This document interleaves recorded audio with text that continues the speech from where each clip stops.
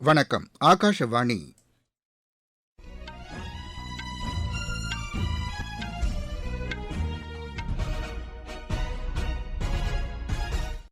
செய்திகள் வாசிப்பவர் ரெங்கநாதன்.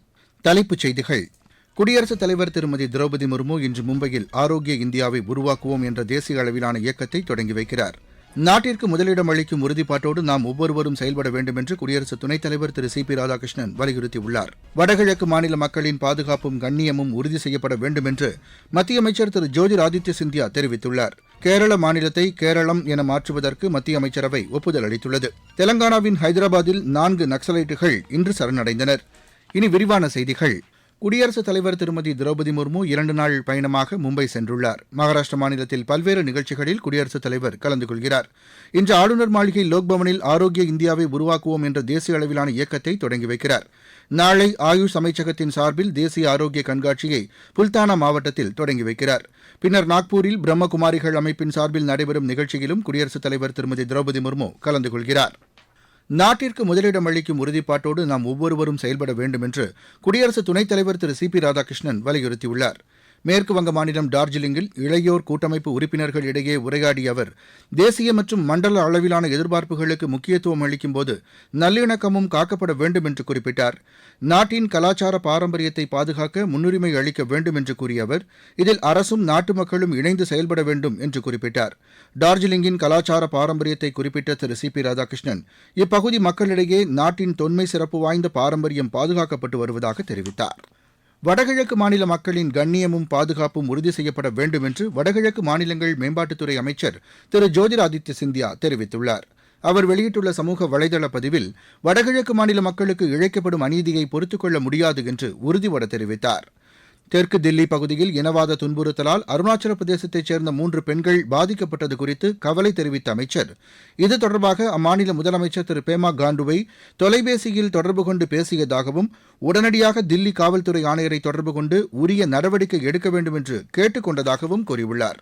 இந்த வழக்கில் முதல் தகவல் அறிக்கை பதிவு செய்யப்பட்டு விட்டதாகவும், குற்றவாளிகள் விரைவில் பிடிபடுவார்கள் என்றும் திரு ஜோதிர் ஆதித்ய சிந்தியா தெரிவித்துள்ளார்.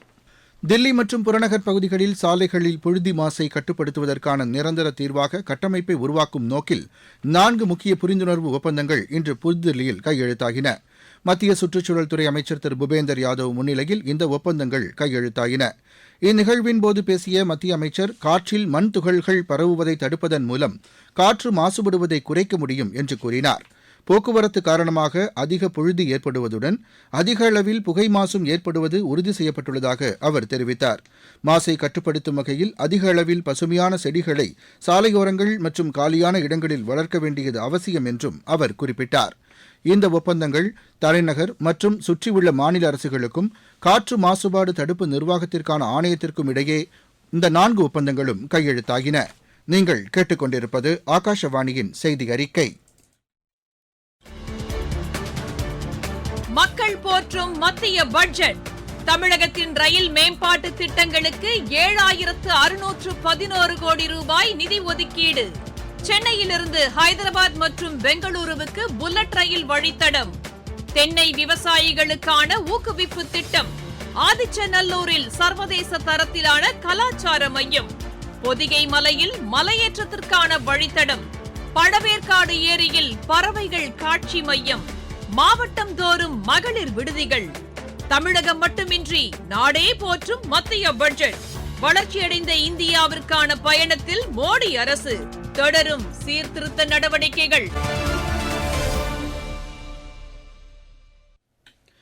பிரதமரின் புதிய அலுவலகமான சேவா தீர்த்தில் எடுக்கப்படும் ஒவ்வொரு நிர்வாக முடிவும் நாட்டின் கடைக்கோடி மனிதனின் வாழ்வையும் எளிதாக்கும் என்று மத்திய அமைச்சரவை தீர்மானம் நிறைவேற்றியுள்ளது. பிரதமரின் புதிய அலுவலகமான சேவா தீர்த்தில் இன்று பிரதமர் திரு நரேந்திர மோடி தலைமையில் நடைபெற்ற அமைச்சரவைக் கூட்டத்தில் நிறைவேற்றப்பட்ட தீர்மானத்தில் ஒவ்வொரு இந்தியனுக்கும் அதிகாரம் அளிக்கும் மையமாக இது செயல்படும் என்று குறிப்பிடப்பட்டுள்ளது. மத்திய அரசின் தொலைநோக்கு பார்வைக்கு ஏற்ப வெளிப்படையான நிர்வாக மாதிரியை சேவா தீர்த் அலுவலகம் வெளிப்படுத்தும் என்றும் அதில் குறிப்பிடப்பட்டுள்ளது. இந்த அமைச்சரவைக் கூட்டத்தில் கேரள மாநிலத்தை கேரளம் என்று அங்கீகரிப்பதற்கு அம்மாநில சட்டப்பேரவையில் நிறைவேற்றப்பட்ட தீர்மானத்திற்கும் ஒப்புதல் அளிக்கப்பட்டது. அரசியலமைப்பு சட்டத்தின் 3வது பிரிவின் கீழ் கேரள அரசின் தீர்மானம் ஏற்கப்பட்டதாகவும் தெரிவிக்கப்பட்டுள்ளது. இந்தியா அமெரிக்கா இடையே வஜ்ரா பிரஹார் என்ற கூட்டு சிறப்பு படை ராணுவ பயிற்சி இன்று ஹிமாச்சல பிரதேசத்தில் தொடங்கியது.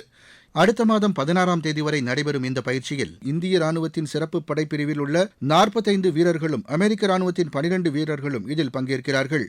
இந்தியா அமெரிக்கா இடையிலான பாதுகாப்பு மற்றும் ராணுவ ஒத்துழைப்பை இந்த பயிற்சி மேம்படுத்தும் என்று எதிர்பார்க்கப்படுவதாக இந்திய பாதுகாப்பு அமைச்சகத்தின் செய்திக்குறிப்பில் தெரிவிக்கப்பட்டுள்ளது. ஜம்மு ஸ்ரீநகர் இடையே வந்தே பாரத் எக்ஸ்பிரஸ் ரயில் சேவையை விரைந்து தொடங்குவதற்கு வடக்கு ரயில்வே நடவடிக்கை எடுத்து வருவதாக ஜம்மு கோட்ட முதுநிலை வர்த்தக மேலாளர் திரு உச்சித் சிங்ஹால் தெரிவித்துள்ளார். இன்று ஸ்ரீநகரில் செய்தியாளர்களிடம் பேசிய அவர், வரும் விடுமுறை காலத்திலேயே வந்தே பாரத் ரயில் போக்குவரத்தை தொடங்குவதற்கு முயற்சி எடுக்கப்பட்டு வருவதாகவும் தெரிவித்தார். கடந்த ஆண்டு பெய்த கனமழை காரணமாக இந்த வழித்தடத்தில் ஏற்பட்ட தொழில்நுட்ப கோளாறுகளை சரி செய்வதற்கான பராமரிப்பு பணிகள் நடைபெற்று வருவதாக தெரிவித்தார்.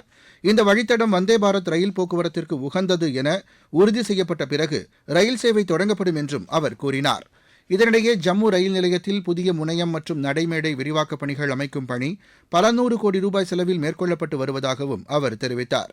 ஏற்கனவே திட்டமிட்ட பணிகள் இவ்வாண்டிற்குள் நிறைவடையும் என்றும் திரு உச்சித் சிங்கால் கூறினார்.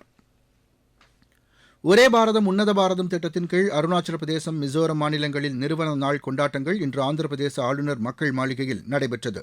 இந்நிகழ்ச்சியில் பேசிய ஆளுநர் திரு அப்துல் நசீர், இந்த இரு மாநிலங்களின் வளமான கலாச்சார பாரம்பரியம் மற்றும் இயற்கை எழிலை எடுத்துரைத்தார். அருணாச்சல பிரதேச மாநிலம் உயரமான மலைகளையும் சிகரங்களையும் ஏரிகளையும் மற்றும் வளமான பாரம்பரியத்தையும் கொண்டதாகவும், மிசோரம் மாநிலத்தில் 84.5% வனப்பகுதி உள்ளதாகவும் குறிப்பிட்டார். பன்முக கலாச்சாரத்தை அடிப்படையாக கொண்ட பழங்குடியினர் இந்த பகுதியில் வசித்து வருவதாக அவர் தெரிவித்தார். மூங்கில் நடனம் அனைவரையும் கவர்ந்துள்ளதாகவும் அவர் கூறினார்.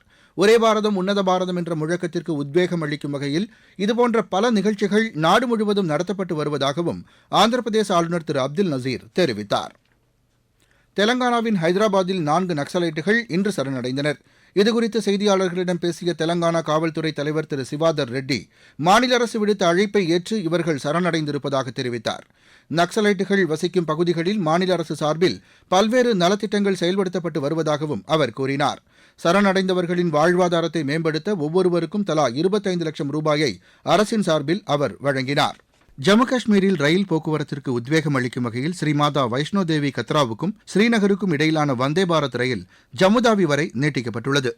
இந்த ரயில் ஜம்முதாவி ரயில் நிலையத்திலிருந்து காலை 6:15 மணிக்கு புறப்பட்டு ஸ்ரீமாதா வைஷ்ணோ தேவி கத்ராவை சென்றடையும். ஸ்ரீநகரில் பிற்பகல் 2 மணிக்கு இந்த ரயில் புறப்படும்.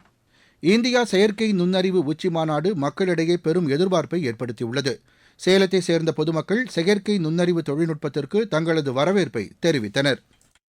இன்னைக்கு பாத்தீங்கன்னா உலகத்திலேயே இந்த மாதிரி ஏஐ சமிட் பண்ணி எல்லாரும் கொண்டு வந்து நம்ம பிரைம் மினிஸ்டருக்கு left hand and right hand பாத்தீங்கன்னா ஜெமினாய் அண்ட் சாட் ஜிபிடி இந்த மாதிரி ஒரே ஸ்டேஜ்ல பக்கத்துல பார்க்க முடியாது. 2 பேரும் பிக் ரைவல். அதை 2 பேரும் சேர்ந்து நம்ம பிரைம் மினிஸ்டர் கொண்டு வந்து இந்த மாதிரி இண்டஸ்ட்ரிலாம் நிறைய பேரெல்லாம் கொண்டு வந்து இந்தியாவோட இம்பார்ட்டன்ஸ் அண்ட் ஏஐயோட இம்பார்ட்டன்ஸ் காட்டியிருக்காங்க 2 பேருக்கு. ஸோ இதனால think it's very helpful because AI is going forward. How do we embrace AI? அதான் இந்த சமிட்டை பொறுத்து எக்கச்சக்கமான ஃபோக்கஸ் இந்தியா மேல. இதனால நிறைய பேர் I think will start looking at India for a lot of AI opportunities. ஏஐல ரொம்ப டாப் லெவல்ல இருக்காங்க. அவங்கள வச்சு எப்படி இதை மூவ் பண்ண முடியும் அப்படின்றத வந்து அவங்க நல்லா அதுல எக்ஸ்ப்ளோர் பண்ணியிருந்தாங்க. அதனால அப்கமிங் கம்பெனிஸ் அல்லது ஸ்டார்ட் அப் யாராவது இம்ப்ளிமெண்ட் பண்றதா இருந்தாலுமே ஏஐல ரொம்ப நல்லா இம்ப்ளிமெண்ட் பண்ணுவோம். இந்த மாதிரி சமிட்ஸ்லாம் வந்துட்டு நடத்துறதுனால எங்களுக்கு எங்களோட கரியருக்கு நெக்ஸ்ட் ஸ்டெப்புக்கு போறதுக்கான பெரிய ஆப்பர்ச்சுனிட்டியா இது இருக்கு. ஜெர்மன் ஓபன் பேட்மிண்டன் போட்டியின் மகளிர் இரட்டையர் பிரிவில் காலிறுதிக்கு முந்தைய சுற்றில் இந்தியாவின் அஸ்வினி பட், ஸ்ரீகா கௌதம் இணை தைவானின் இன்ஹியூசு ஜி யுன் லின் இணையை எதிர்கொள்கிறது. இப்போட்டி இன்றிரவு மணி 11:30க்கு தொடங்குகிறது. பிரிஸ்பேனில் நடைபெற்ற இந்தியாவுக்கு எதிரான முதலாவது மகளிர் ஒருநாள் கிரிக்கெட் போட்டியில் ஆஸ்திரேலியா 6 விக்கெட் வித்தியாசத்தில் வெற்றி பெற்றது. மீண்டும் தலைப்புச் செய்திகள். குடியரசுத் தலைவர் திருமதி திரௌபதி முர்மு இன்று மும்பையில் ஆரோக்கிய இந்தியாவை உருவாக்குவோம் என்ற தேசிய அளவிலான இயக்கத்தை தொடங்கி வைக்கிறார். நாட்டிற்கு முதலிடம் அளிக்கும் உறுதிப்பாட்டோடு நாம் ஒவ்வொருவரும் செயல்பட வேண்டும் என்று குடியரசு துணைத் தலைவர் திரு சி.பி. ராதாகிருஷ்ணன் வலியுறுத்தியுள்ளார். வடகிழக்கு மாநில மக்களின் பாதுகாப்பும் கண்ணியமும் உறுதி செய்யப்பட வேண்டும் என்று மத்திய அமைச்சர் திரு ஜோதிராதித்ய சிந்தியா தெரிவித்துள்ளார். கேரள மாநிலத்தை கேரளம் என மாற்றுவதற்கு மத்திய அமைச்சரவை ஒப்புதல் அளித்துள்ளது. தெலங்கானாவின் ஹைதராபாத்தில் 4 நக்சலைட்டுகள் இன்று சரணடைந்தனர். இத்துடன் இந்த செய்தி அறிக்கை நிறைவடைந்தது. எமது செய்திகளை சமூக வலைதள பக்கங்களில் AIR நியூஸ் சென்னை என்ற முகவரியிலும், RNU சென்னை என்ற யூடியூப் சேனலிலும் உடனுக்குடன் அறிந்து கொள்ளலாம்.